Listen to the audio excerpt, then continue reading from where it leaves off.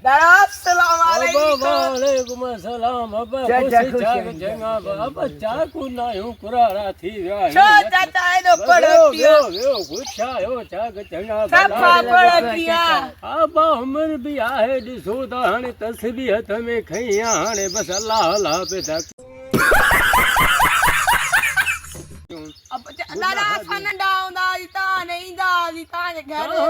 A few moments later. धा पुटायो अबा किथा आयो तारो फुदा बाबा बाबा 5 साल कराची रही आया आने आया कंधा निंगर आयो किथा प्या छो हम से वकील आया निंगर आया अच्छा जाओ वकील जाओ ढावा इलन छा जे को ओ यो हा ओ डाडो हूं दो गामण खानू हो भला आहे हयात यार ओ बेचारो शहीद हो डाडो भलो है मुसा गड पढ़ो है पटी क्लास में आई चाक चंगो भलो तो होयो छा थियो छ ओ जंग में वियो ते मानन गोली हणी मारी बा हे बो यो हरकती होयो जेड़े कार होयो Yeah, boy. ता छा गनायो आजुकल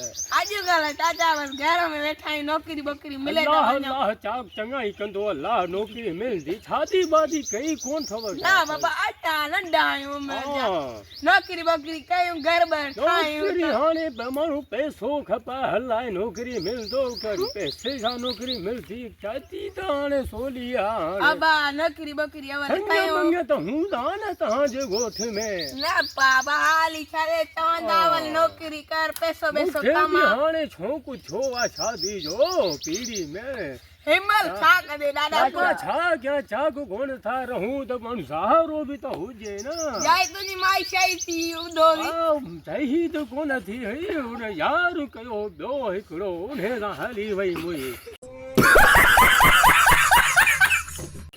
हाणे चवां थो त ॿी वठां का किथा वडी अञा नथो मुड़ी अञा बि ॿियो केरु भॼाए वञी त पोइ छा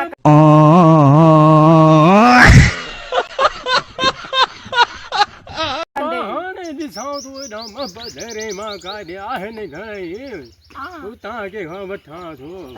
हाणे कबर में टंगू ते मर वञी अबा न हाणे अलाह कंदो त माई ईंदी त ज़ोर बोर ॾींदी हा इहा वाकई सही ॻाल्हि पछाड़ीअ में केरु कंदो अनोला छा खाईंदो छा थींदो छलाहे मां तव्हांखे कोन कयो बा केरु कोन छोरा बि ॿाहिरि निकिरी विया आहिनि छा बसि अबा छोकिरा न छा केरु बि कोन्हे माल मता जो गंदो आहे गाह पठो परियां न आहे मुंहिंजो बनिया दादा तू मरंदे है माल केर खणदो अबा आहिनि घणेई भाइटा भाणजा आहिनि उहे मूं आखण